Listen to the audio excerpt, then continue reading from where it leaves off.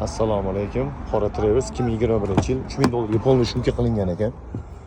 Mana 7 o'rindiqli. Sostenasi ideal ekan. Qop-qora.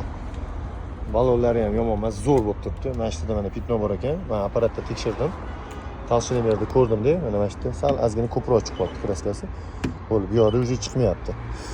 Kamayyapti. Buni kraskasini pudrasi borligiga balandroq ko'rsatdi. Xo'p, qorani срочный variantda 31500 ga beraveramiz. Mana ishlari ham zo'r ekan. 87 yurgan. Rosa katta mashinada.